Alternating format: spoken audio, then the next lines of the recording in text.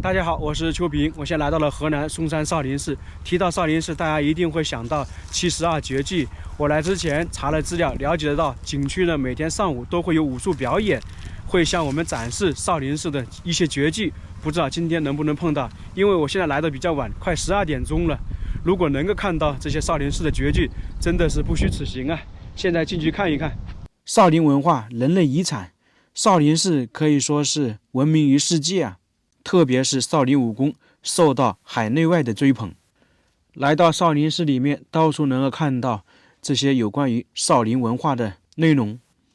嵩山少林牌坊一般是在寺庙前面都会有啊。我估计以前应该有一座非常雄伟的，后面损毁了又重新修建了。这就是少林寺景区的游览图，我们大概是在这一块。这里呢还有个武术表演大厅，就是可以看到少林寺的那些弟子在那里表演，等一下应该是能够看得到的。而这一块呢，就是少林寺的那些主体建筑，不知道能不能看到有那些武僧啊或者和尚在里面修行啊。塔林就相当于是高僧的那个墓嘛，还有索道等等。来少林寺的人特别多，比去龙门石窟的人还多。现在呢，很多人已经参观完了，正在往回走了。又看到一座牌坊了，天下第一名刹，这个是李世民加封的，也就是说少林寺被称之为第一名刹是从李世民那个时候开始的，主要是由于李世民在征战的时期受到少林寺的13棍僧的保护，这也算是少林寺的一种投资。那李世民成功了之后，自然的话会有所回报，就有了天下第一名刹这个称号了。这来少林寺参观的人是真多。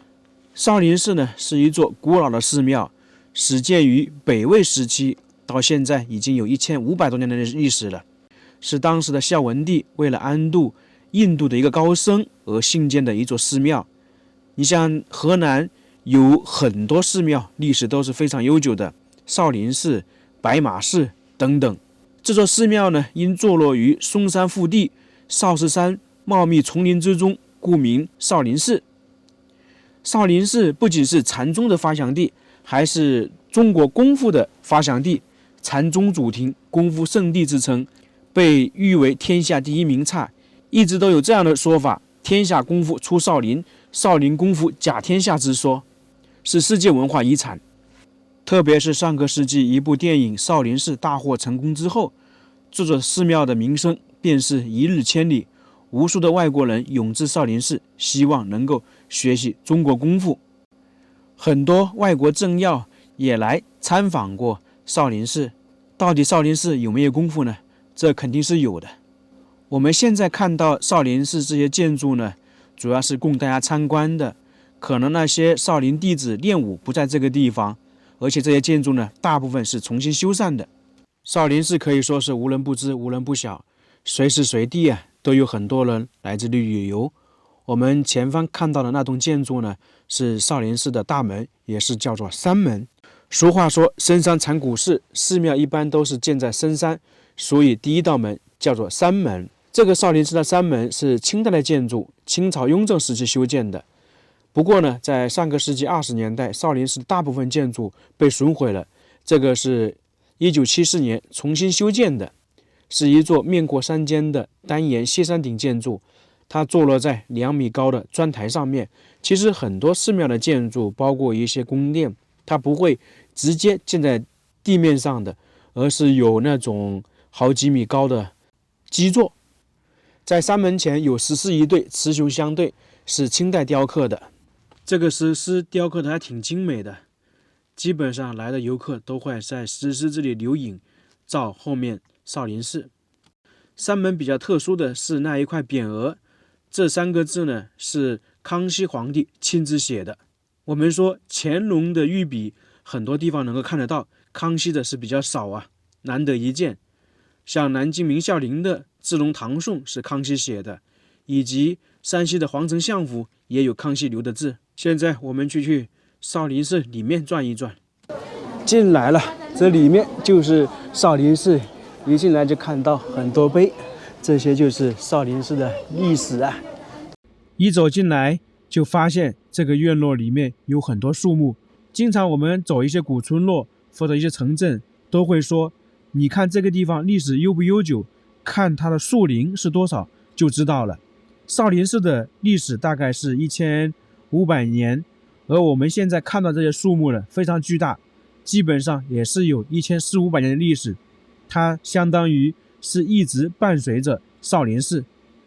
前方这个树叫做罗汉树，也叫做宁性树，已经有差不多1500年的历史了，也叫白果。这种宁性树比较特别，它也是分为雌雄，并且是雌雄在一起才会结果。而这棵宁性树呢，在这里只有雄的没有雌的，从而没有结果，叫做白果。很有意思吧？我也是第一次听到这种说法。少林寺的历史这么悠久，造就了这里有很多碑。它这里的碑分为2个范围，里面的话是历朝历代的碑。我们眼前看到这些碑呢，应该是历史没有多久的，很多是一些国外友人来这里弄的一些碑。当然这个也不是绝对的，这一块的碑有一些可能也是历史比较久的。经常说到少林绝技是关于一些影视剧中出现的，那这里写了少林秘籍国之瑰宝是金庸先生写的，可能很多人知道了解少林寺的故事，可能都是通过他描写的一些故事。前方看到的是属于天王殿，是少林寺的第2进建筑。其实一般寺庙里面都有天王殿的，它供奉着象征风调雨顺的4大天王而得名。少林寺是康熙皇帝写的，前方看到的天下第一祖庭是乾隆亲笔写的。乾隆特别喜欢这些到处题字。大殿里面是4大天王，分别代表着风调雨顺之泽，这也是寄托了在以前老百姓期盼五谷丰登、国泰民安的美好愿望。过了天王殿，这里是一个院落，里面呢有很多碑，都是珍贵无比呀。特别是有一块少林寺最有价值的碑，叫做太尊文皇帝御书碑，俗称李世民碑。这块碑雕凿于唐玄宗时期，上面的内容是李世民表彰少林寺的那些僧人帮助他平定王世充的战功。我们一开始也说了嘛，13共生救秦王，当时李世民呢还不是皇帝。这块碑有将近1300年的历史。据说上个世纪那部火遍大江南北的电影是根据李世民的故事改编的。在旁边还有一块比较重要的碑，是乾隆御笔写的。在公元1750年，乾隆来到少林寺，当时河南的官员以及少林寺的僧人还有旁边的百姓都列队欢迎。乾隆见状大喜，给每人呢赏赐了一些东西。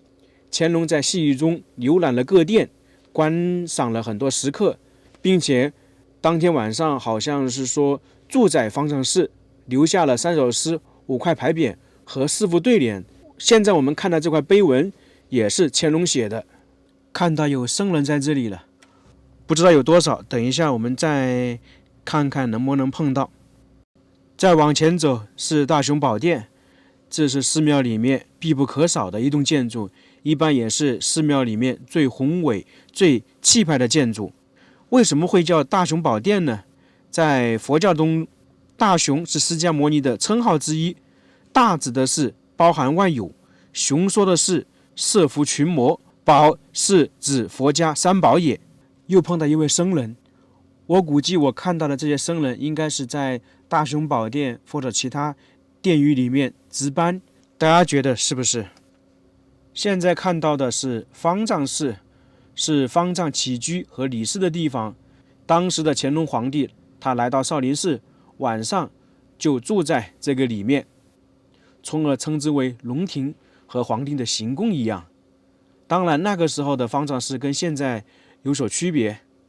我现在看到大门是锁的，估计方丈平时呢现在是不住在这里。如果说有一些重要的客人，他可能会在这里接待。现在的方丈相信大家都有所了解了，都知道他也算是一位非常厉害的人物。少林寺现在这么知名，影响这么大，他也是做出了很大的贡献的。少林寺里面其他的殿宇我就不准备去看了，它其实跟我们平时看的很多寺庙差不多，有什么千佛殿、观音殿、文殊殿等等。说句实话，看到现在这个少林寺这些建筑，我真的稍微有点失望。已经从少林寺那些建筑里面出来了，往前走呢是塔林，少林历代高僧墓葬所在地。从这边爬山上去的话，有一个达摩洞，等一下我们来看一看。少林寺的这个塔林面积非常大，占地将近1.4万平方米，它保存了自唐代开始到清朝之间的各代砖石木塔200多座。也就是说，在以前那些高僧圆寂之后，骨灰就安葬在这个塔里面。这些塔呢，它并不是一样的，有各种各样，种类繁多。塔的层级不同，一般为1到7级，高度基本都在15米以下。少林寺塔林是中国现有古塔数量最多的木塔林，大部分都保存比较完好，有一些呢已经有点损坏了。这里总共是有248座佛塔，还是挺多的，不光是中国最大的，也是建塔时代跨越最长的。说到少林，有一个人物不得不提，就是达摩。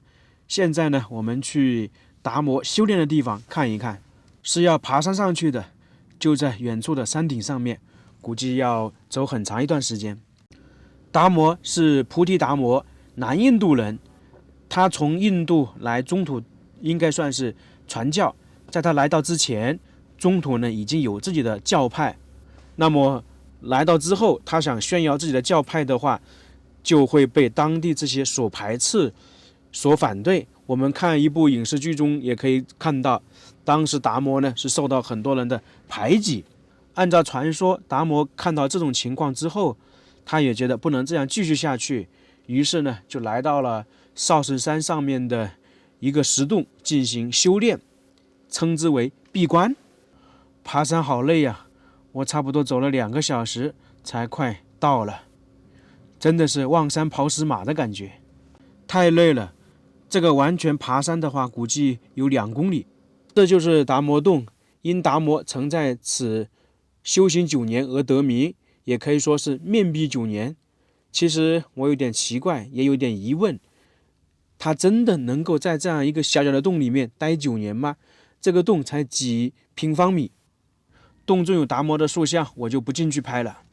这边的环境是非常不错，对面也是少林寺一个非常有名的景点三皇寨，有点远我就不去了。整体这边看起来风景是很好啊，唯一的缺点就是爬上来太累了。看完了达摩洞，现在去看一看武术表演，去看看少林寺的绝技是什么样的。少林武术馆，大家来少林寺的话，这个地方一定不要错过。看到他们正在表演呢，这些表演者年龄应该不是太大，估计是在少林寺学艺的人吧。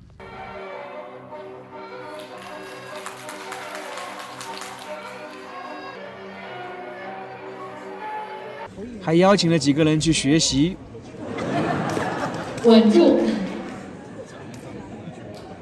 这位朋友学习的是少林的鹰拳，注意安全，恪守班。鹰拳又称鹰爪功，以其勇猛犀利著称武林。太搞笑了，这个一般人还真学不会呢。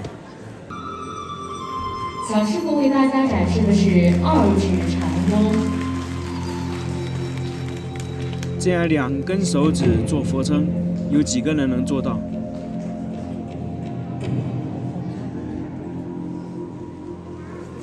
您正在欣赏的是难得一见的气功绝技——腹卧钢叉。